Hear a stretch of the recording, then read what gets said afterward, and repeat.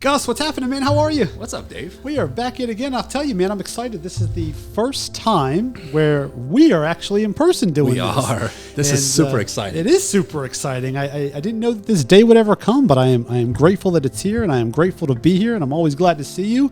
And we are here to hopefully provide a lot of really good information this time, right? Absolutely. So I just want to mention real quick, not only is it our first time in person, but in the official studio as well. Yeah. But yeah, and we are with a very special guest today. Why don't you go ahead and introduce him real quick, Dave? Our guest today is none other than Phil Risher. Phil is the owner of Phlash Consulting. And for those of you that don't know what that is, we're quite frankly going to let Phil tell you. Phil, welcome. We're glad to see you, man. Yeah, thanks for having me. Welcome, Phil. Yeah, thank you. Absolutely.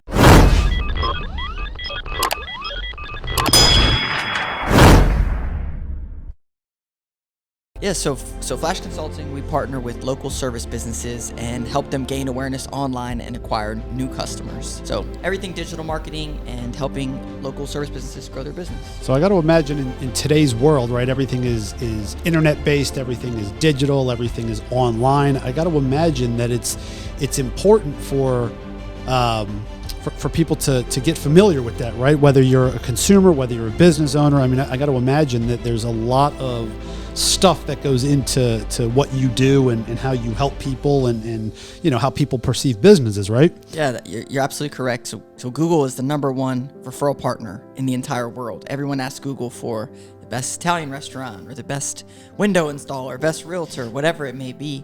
And so we want to make sure that Google refers your business. Absolutely. So, as a consumer and as a business owner, any consumer really directly just think about Google and they use that as their primary search engine. What's so special about Google? Why Google? Yeah, well, I mean, Google is Google, so it's been around for a long time. There's Ask Jeeves and all these other things that have fallen to the wayside. What I can say about Google is that they create a platform that is they have an algorithm that's constantly changing because they want to show the consumer the best information available that's accurate. So the trust that is built from the end user with Google is continually growing. And that's why I think people always choose to go back to Google because they're so confident in the information that they receive from Google. Yeah, absolutely. I think a lot of that, though, is also they're everywhere, right? So there's a familiarity with them in general. Right? I mean, obviously that's my primary search engine. And it's funny what you mentioned before, because one of the things that I am notorious for doing is I'll go online and I want, if I want chicken or sushi or the best whatever near me. Right. And there's the list, right? I mean, it just makes it so easy. Absolutely. So, we're here because we want to provide value to homeowners when it comes to the service industry, the real estate, so on and so forth. So why, you briefly touched on, what you do and stuff. I want to dig a little deeper into the importance of online reviews.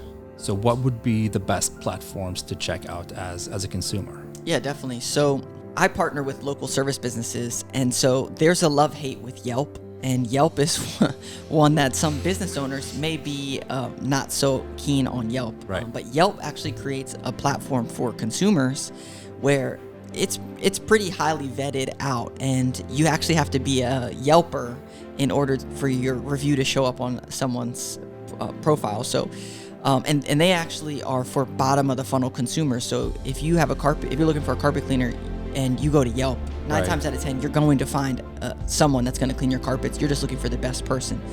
So Yelp reviews actually, in my opinion, carry a little bit more weight than Google reviews do. And the reason that I say that is because Google reviews, anyone and their mother can leave you or me or Dave a Google review. Right. And so it's not as limited as far as what they show and what they don't. Yeah. However, the Google algorithm, 10-15% of your rankings are Google reviews. So if, just as Dave said, if you're looking for the best sushi and you see one that has 1,000 reviews versus one that has 1, yeah, I'm going to always go to the 1,000 one and check out their website first or call them. Yeah, you don't want that food poisoning, man. Right? Yeah, exactly. Absolutely. So, speaking of Yelp, how true is it that I can, put a few bucks in their pockets and have them remove a bad review? Is there any truth to it? There's no truth to that. Okay. So I'm a Yelp partner, Yeah. and so vetted it hardcore, because all the companies I work with, they get frustrated because Yelp actually will scrub reviews off of what you get. And that is the heartburn, is that they're hidden reviews. Yeah. But what they're saying is that the reason that they're hiding these reviews, is good or bad reviews, is maybe this person doesn't carry the weight in the Yelp community to have their review shown, because they haven't shown to Yelp that they're a reliable source. Right. So how does that happen, right? So, for example, you mentioned anybody and their mother can go on and leave a Google review. I'm actually very fond of that. I'm very quick to go on and leave a Google review, whether it be good or bad, depending on my experience. So how does somebody become, I believe the term you used was a Yelper, right? In quotes, I like that. How does one, is it just a matter of reviewing frequently? Is it, right? I mean, how do you get to that point where your reviews are showing? Yeah, so you're exactly right. A lot of it is your interaction on the platform. Mm-hmm. So going and looking at someone else's reviews and thumbs upping it, saying this was useful, that shows that you're interacting with someone else on Yelp. And so they say, okay, this person is a part of our community. Same thing with leaving reviews on other platform, on other Yelp accounts. That shows them that, yeah, you're not just a one-off person, good or bad, that's just trying to destroy their reputation, or they solicited a review, which is illegal on Yelp. So that's kind of what they want to look for, is that you're a part of this community and that they can trust what you have to say. So in essence, if you're seeing something on Yelp, for the most part, I mean, obviously there's going to be, give or take on either side, but for the most part, you can pretty much, I guess, trust what you're seeing on Yelp. I mean, yes. Right? Yes. Or at least, I mean, obviously it's still that person's opinion, right? It doesn't necessarily mean it's gospel per se. Yes. Right. But there's somebody who is reviewing often, and they're right. In my opinion, yes. And for the local service businesses out there, you probably want to, you probably hate me because I'm saying that. No, most this is really good. Because a lot of people like myself, we have that wrong perception of Yelp. That's right. Like I am not on Yelp right now, and I am seriously considering getting on Yelp. I just didn't like my perception of them was always been, well, I can put a few bucks in their pocket and they'll remove any negative reviews I have.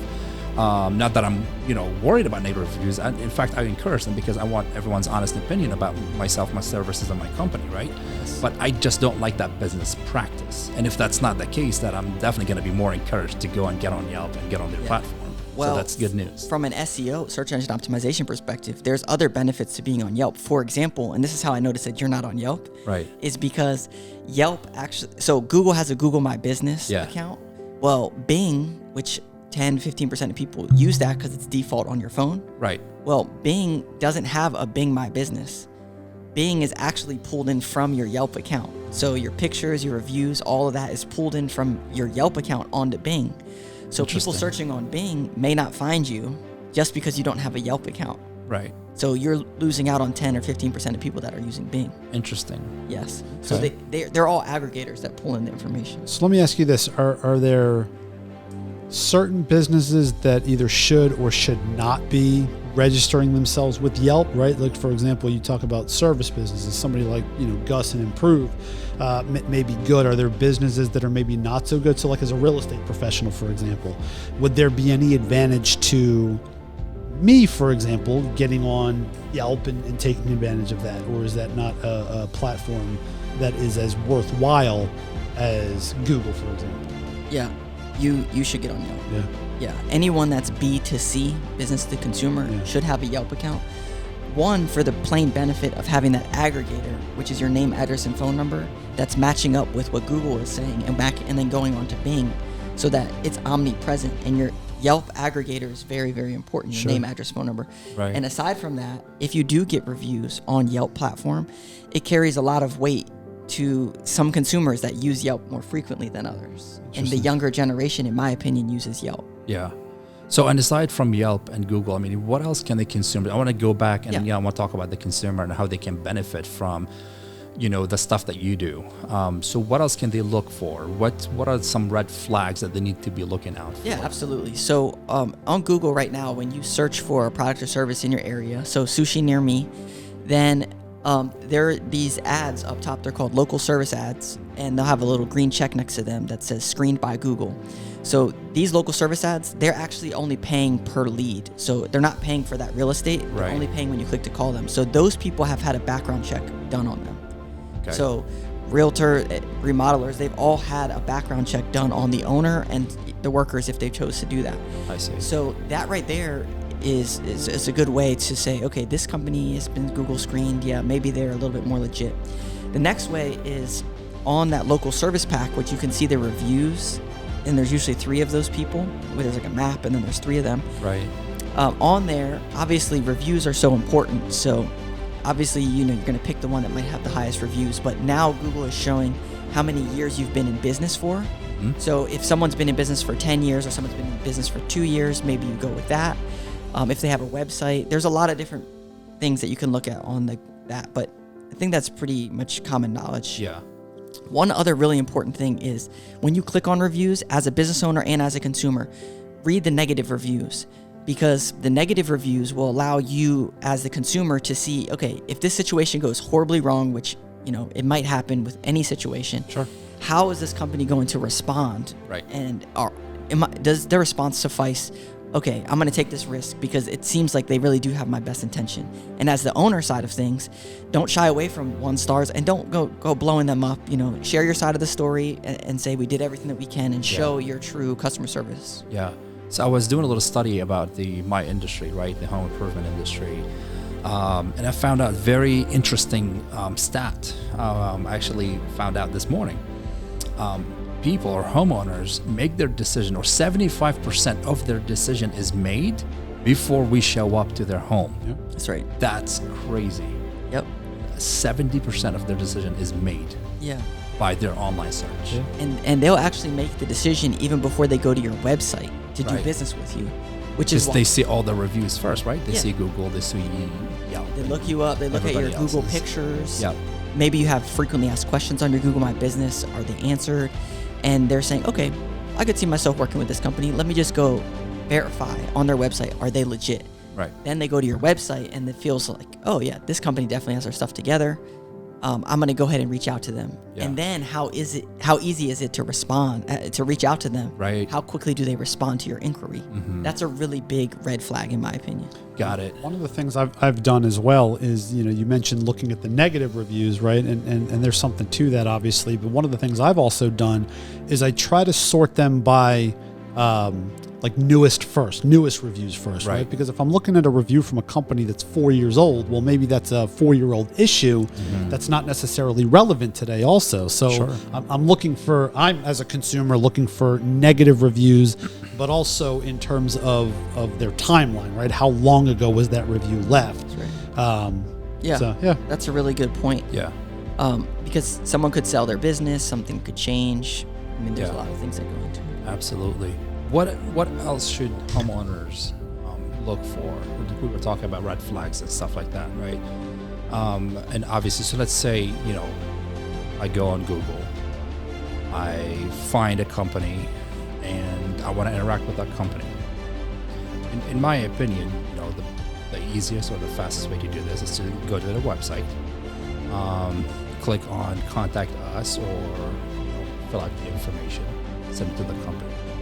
In your opinion, is that the best way to do it, or what are your thoughts? Yeah, so as you mentioned before, a lot of people make their decision off of the website called Offsite SEO or Offsite Search Engine Optimization. So they're looking at reviews, your online reputation.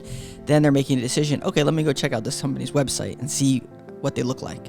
And then when they go to the website, how easy is it to interact with them? Yeah. So is it easy to click a text button and text them a question? Is it easy to get a quote? Is it easy to schedule an appointment? Those are all really good call to actions that you should have. And more importantly, do you give away some type of a free resource from a business perspective? Is there a free resource that you can download that adds value to you, regardless if you work with them or not? Those are some things to look for. So what about like through social media, right? A lot of people, and maybe even a lot of the younger generation is going through Facebook or Instagram or TikTok or, name your social media platform, as opposed to going to a traditional website. Is there any benefit to a company to have that be their primary as opposed to www.iownThisBusiness.com. Yes, you're absolutely correct. So people do business with companies that they know, like, and trust. Yep. And so when you can build that relationship offline, off your website, and it's more of a interaction based, like you're mentioning, it goes a long way because, for example, a realtor, someone doesn't need that all the time. Even remodeling, they don't need that all the time. But if they can know, like, and trust you, and they know what you do, they like you, and they trust your perspective, when it comes time, they know to go to you for that. And they might even just message you on Facebook, right? Opposed to even going to your website, not even know if you have a website at all. But I got to imagine from a business owner standpoint, it's more labor intensive, right? Because when you're on social media, that's got to be a more regular occurrence. You have to be posting or tagging or whatever on a regular basis, as opposed to your website. That's right. Which I'm sure is going to need some changes and updates, but for the most part, it just kind of is there, right? That's right. So from a business perspective, if you are a business and you have a brand, and it's not just you as the brand, then it's very important to post, and someone else in your organization or a company like mine can take over that role of posting relevant content to your website that adds value. When it's you are the brand, for example, like a realtor or an attorney or something, that you are the brand, it's very important that you have your voice that is interacting, and you're setting yourself up as the brand, As opposed to having somebody like yourself do it. That's right. Is there a point where, like myself, for example, as a real estate agent, I am the brand, if you will. Is there a point where it makes sense to bring on the services of somebody like yourself, or is that, I mean, you just have to assess that on an individual basis? Yeah, for what I do, it's mostly for companies in a whole, from a social media perspective, because it's really, really hard to articulate what's in your brain and the value that you can bring to the table. Opposed to a company, we can learn about the products or services that they offer and then add relevant pictures into social media posts that adds value. Gotcha. But you are the brand that people are going to know, like, and trust, Sure. and they're going to buy from you. Yeah, so it's something to be in front of the camera and be interacting with them. That makes sense. Yes. Yeah. And so, let's say I go on and fill out a form, and then they send me that free whatever it is, right, to provide me some value to do business with them. How many touches is too much? At what point does it get overwhelming? At what point does it get annoying? Yeah, for a company to from the business reach out? side, in my opinion, I think that it's a yes until it's a no, because the customer wanted that information, or they wanted to contact you for whatever reason. So maybe you're not able to get in touch with them. So I think that you should touch them until they either say no, or we found someone else, or we're not interested, or something like that. Okay. That's my opinion.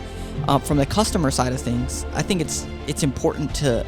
This goes both ways. Like, you're trying to vet them out, and then they're trying to vet you out to see if you're a good customer for them. Sure. And so if they don't respond, in 2, 3, 4 days, that to me is a red flag as a consumer. Like, maybe they don't value me as a customer, or they're not responsive or something. Right. And so that's. And have you seen somebody who goes and posts like a negative review because of all these different solicitations that they get from companies? I haven't, because I think if you frame it in the right way, Yeah. You should, as a company, you should always be adding value. Sure. Instead of. So define adding value. So what should they be sending the consumer? Yeah, so let's say someone reached out and they want to get a new roof on their home. Okay. Well, maybe you have here's the 5 things you need to know about getting a roof in Montgomery County, Maryland. And then the next one is, hey, thanks so much for filling out a request. Let me tell you a little bit about our company and what we do, right? It's not salesy in nature, like blowing them up and trying to get them to do business right now. It's Absolutely. just about, if we work together or not, here's all the things that you need to know. I'm going to put it out on the table for you. Yeah. And if you know, like, and trust me, and you decide that you want to work with me, that's great. If not, it's all good. Absolutely. I sure hope that the home remodeling industry as a whole starts to shift the focus and starts, doing those things. Again, this is not a very light industry. I've said it before, I'll say it again. I don't think it ever gets old, because it's just the way it is. One of the most sacred things about the home remodeling industry is that number. Companies don't want to give it away. But they want to do it on their terms. They want to schedule that appointment. They want to meet with the homeowner. They want to, make sure they get their pitch off first before they provide that number. And at times it gets annoying to the homeowner, because really all they want is just that number. And I get why they do it, but they hold it so close to the company. Like, it's crazy to me. You're right. But think about if you were to give the power back to the consumer.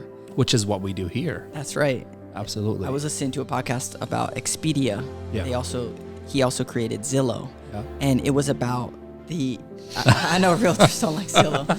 Well, and this is it. This is the reason why, is because it gives sometimes a little bit more power back to the consumer, and maybe it's not the correct information, but the number side of things, even though they come up with a Z estimate, there's numbers floating around in their head before they even contact a business. The problem with that, in whether it's real estate or any profession, right? I mean, you mentioned Zillow, so we can use, we can use that, but really any profession, I don't really care what the profession is. If the information that's being provided is not, I don't want to say not accurate, right? Maybe if it's not even close, right? And if it's putting ideas into the consumer's head, now all of a sudden they've got a preconceived notion. As a service provider, we are at a disadvantage, because what my goal is, for example, as a real estate agent, is to give as much information as I can, as much accurate information as I can, so that the consumer can make an educated decision, right? It's up to them to make the choice. 100%. But when they come into it with an idea that is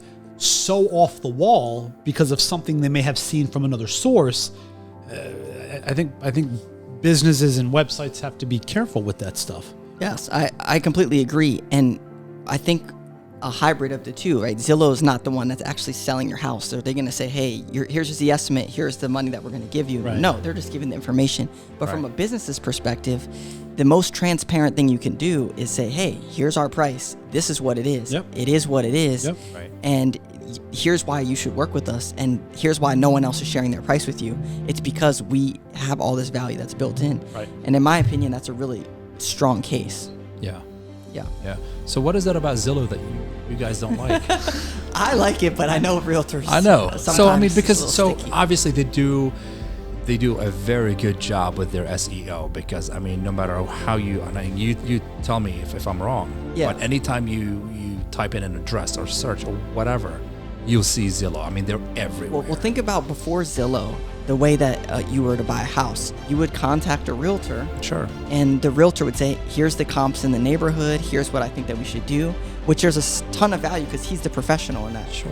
What Zillow was aiming to do was taking all of the information and putting it online, so that then the customer can see, okay, this home sold for this home sold for this, and kind of come up with some ideas.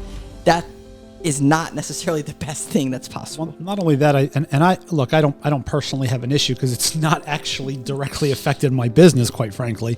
But I think where it's become an issue for some people is that their platform then became a system where the consumer goes on, they want more information about the house, and so what happens? There's a list of a couple of realtors that are on the site, and the consumer clicks the button, and then they're then put in touch with a real estate agent. Well, that real estate agent has paid X number of dollars to be considered a premier agent or referred agent or whatever that site wants to call them. Sure. So in essence, what the perception is that, and it's not just Zillow, right? Other sites do it too, but the Sure. perception is that they have taken our listings and now they're selling our leads back to us, is what they're doing. I see. Right. And look, it's a business model. They've been very succnesuccessful doing it. Whether we like it or not, it is what it is. Right.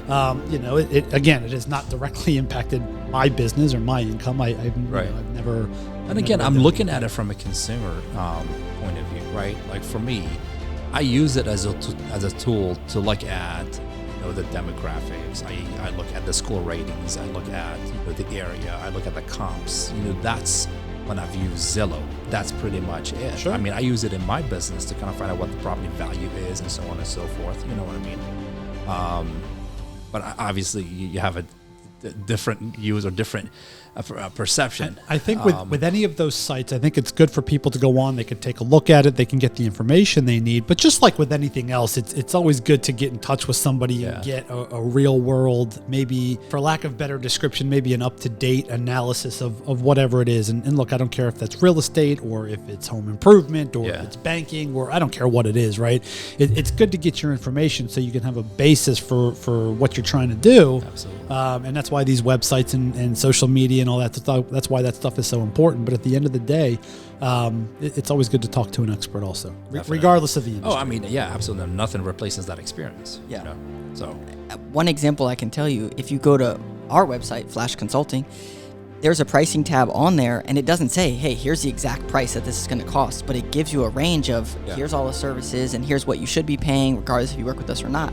There's something valuable in that when you go to someone's website and they're transparent that this is kind of the number, here's the different factors that go into that number, and it is what it is. Yep. I think that being more transparent allows those people to know, like, and trust you quicker. 100%. I mean, that's why Carmax changed the used car industry.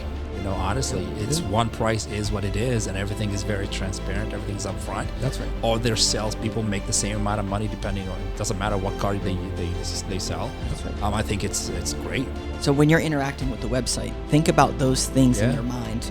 Is this company building trust, or are they just trying to sell me stuff? Right. I got you. Yep. Yeah, Good. it's all about the relationship, right? That's what it always boils down to. It's all about the relationship. It's about the relationship. And I say it all the time too, like, you know, people don't buy from companies, people buy from people. That's right. Right? That's right. So anyways, is there anything else you guys would like to add to this topic? I think it's been great. I think, you know, Phil, having you here has been amazing. I think you brought a lot of value to the listeners, to the homeowners, and also business owners as well. So I want to thank you for being with us again. And before we close, how can people get in touch with you? Yeah, so flashconsulting.com. My name's Phil Risher on LinkedIn. I'm always on there. Message me, direct message me. My email address is phil@flashconsulting.com. And that Flash is PHLASH. Phil, PH. like Phil, the PH, Phlash Right. Consulting. Yep. I like it. Okay. Thanks, guys. Beautiful. Thanks, All right, Phil, thank you again for being with us today. We very much appreciate you. Yeah, you got it. Appreciate we'll you guys. talk to you soon. Gus, All right. till next time, my man. Yep. We'll see you guys. We'll see you guys later. If you have any questions, any comments, make sure you leave them down below. We'll be happy to answer any questions you have. Thank you, and we'll see you on the next episode.